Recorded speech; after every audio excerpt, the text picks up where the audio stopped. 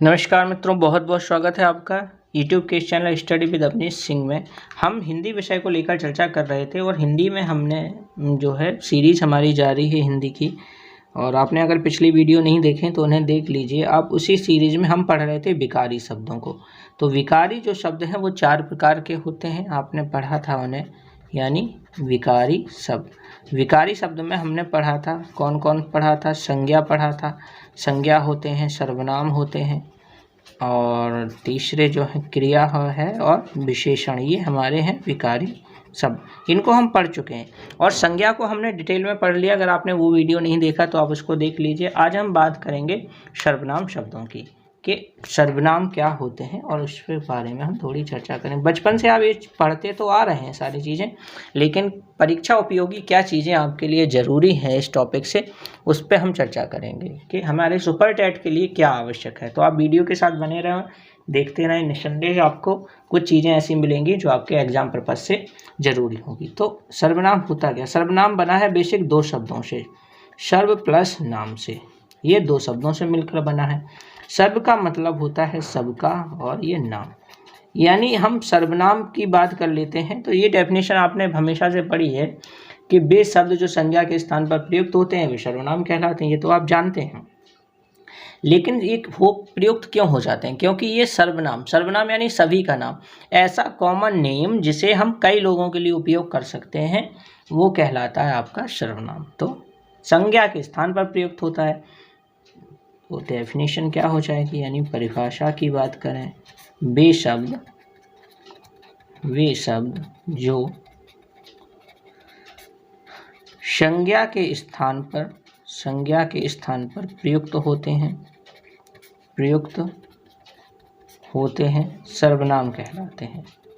सर्वनाम कहलाते हैं। ये हमारी हो गई इसकी डेफिनेशन। उदाहरण के लिए बात कर लें, जैसे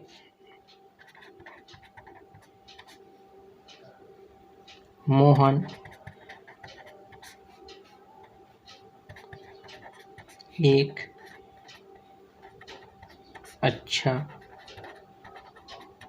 लड़का है, वह हमेशा दूसरों की मदद करता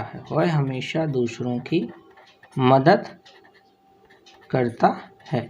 तो मोहन एक अच्छा लड़का है, वह दूसरों की मदद करता है। तो देखो यहाँ जो मोहन शब्द था ये क्या था? संज्ञा शब्द था, क्योंकि नाम था, और मोहन के स्थान पर आ गया वह, यही हो गया आपका सर्वनाम हो गया। तो इस हिसाब से आपको इसको समझना है। अब बात कर लेते हैं, आगे पढ़ते हैं सर्वनाम के प्रकार, कि सर्वनाम के कितने प्रकार हैं। सर्वनाम के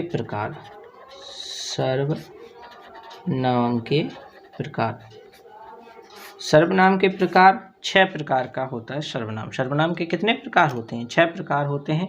उन 6 प्रकार के आपको नाम जानने की आवश्यकता है कि कौन कौन से होते हैं। तो नाम की बात करें तो पहला जो होगा पुरुषवाचक सर्वनाम। दूसरे प्रकार की बात करें तो निश्चयवाचक सर्वनाम।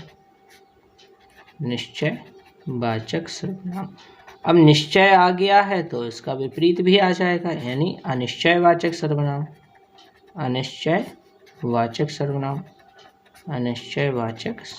ये आपको 3 नाम याद हो गए। इसके बाद बात कर लेते हैं 2 और नाम, अलग से बात कर लेते हैं। एक तो हो गया निज, ठीक है, निजवाचक सर्वनाम।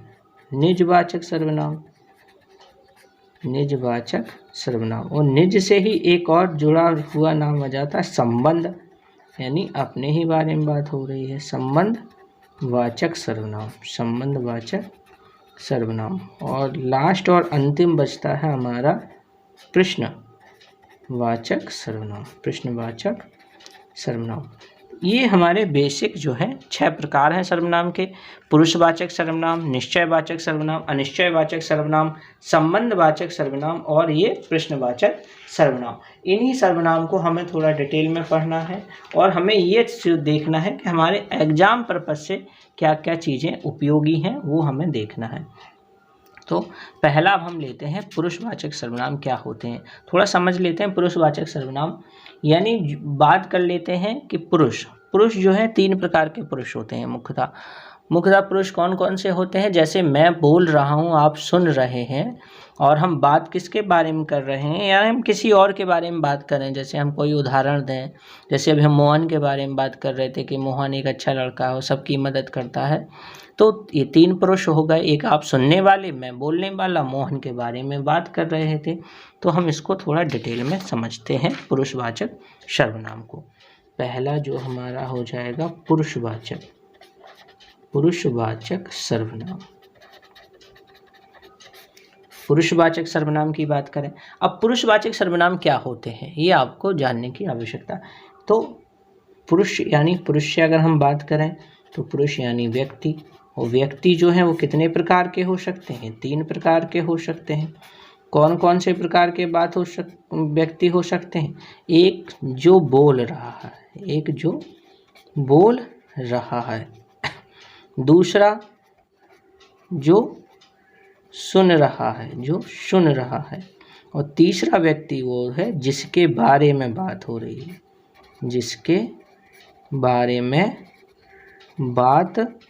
रही है, यही 3 व्यक्ति हो सकते हैं, 3 के अलावा और कोई तो हो नहीं सकता है। तो 3 जो है होते हैं, यानी पुरुष जो है मुख्यतः 3 प्रकार के हो सकते हैं। एक जो व्यक्ति बोल रहा है, एक जो व्यक्ति सुन रहा है, एक जो व्यक्ति जिसके बारे में बात हो रही है वो हो जाएगा। तो देखो, जो व्यक्ति बोल रहा है यानी वो व्यक्ति ज्ञानी है, तभी तो दूसरे सुन रहे हैं। तो ये व्यक्ति हो जाएगा उत्तम पुरुष। कैसा हो जाएगा? उत्तम पुरुष। और जिसके बारे में अगर बात हो रही है तो व्यक्ति हो जाएगा जो सुन रहा है वो कैसा हो जाएगा? मध्यम पुरुष। जो सुन रहा है वो मध्यम पुरुष, और जिसके बारे में बात हो रही है वो हो जाएगा अन्य, यानी वो इधर तो मौजूद है नहीं, यानी कहीं और मौजूद है, तो वो अन्य पुरुष हो जाएगा। तो उस आपको ध्यान रखना है, यानी उसको आप प्रथम पुरुष भी कह सकते हैं। क्या कह सकते हैं? प्रथम पुरुष कह सकते हैं। तो डेफिनेशन अगर बात करें, सर्वनाम का वह रूप जिसमें 3 पुरुष मौजूद हैं वह पुरुषवाचक कहलाता है। जैसे परिभाषा अगर हम समझें इसकी, सर्वनाम का वह रूप जिससे 3 पुरुषों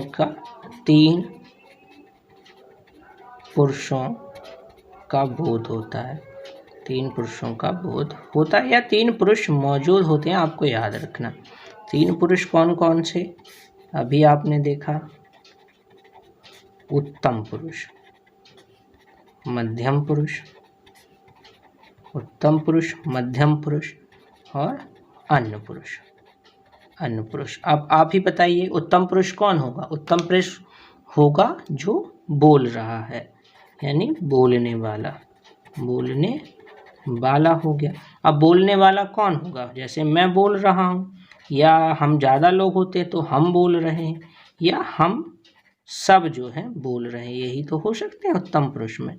मध्यम पुरुष आप जैसे सुन रहे हैं तो तुम हो सकता है, तुम हो सकता है, आप हो सकते हैं, ये मध्यम पुरुष हो जाएंगे।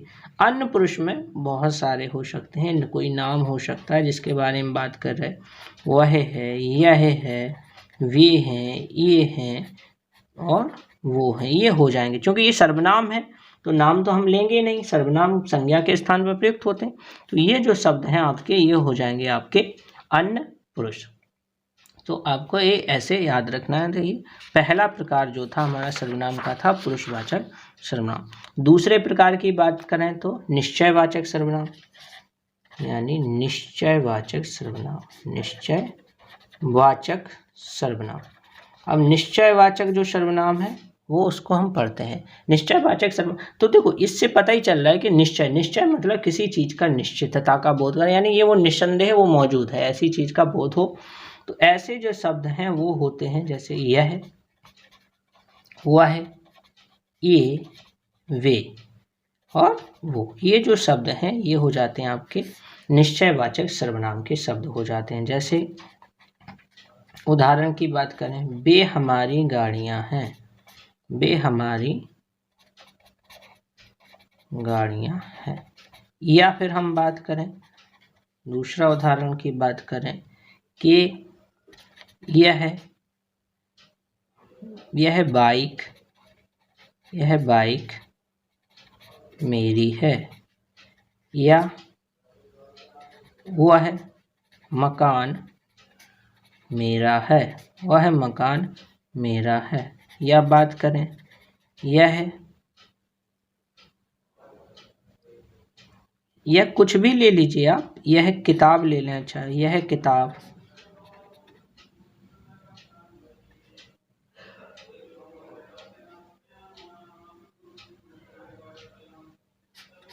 यह मेरी किताब है, यह मेरी किताब है।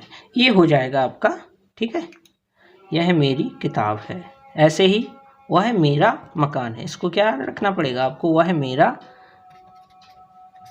मेरा मकान है। आप इसको इस ढंग से याद रखें, वह मेरा मकान है, यह मेरी किताब है। निश्चयवाचक, यही आप समझ लें थोड़ा। तीसरे प्रकार को अनिश्चयवाचक को, अनिश्चयवाचक में क्या है, अनिश्चितता का बोध हो। अनिश्चितता मतलब कुछ है, कोई है, तो ये आपको याद रखना है। उदाहरण की बात करें, जैसे कोई आ गया है, कोई आ गया है। बात करें, कोई आया है, जैसे कुछ चमक रहा है, कुछ चमक रहा है। आप इन शब्दों से समझ सकते हैं, ये आपका जो है निश्चयवाचक और अनिश्चयवाचक सर्वनाम को आप समझ सकते हैं। ये तीन प्रकार हमारे सर्वनाम के मुख्य रूप से हो गए। अगला प्रकार है चौथा प्रकार, संबंध बोधक सर्वनाम।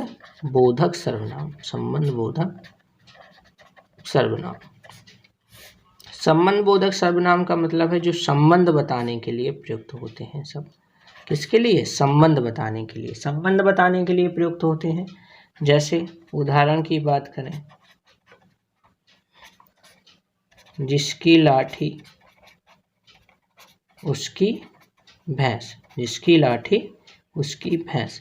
जैसे दीपक की लाठी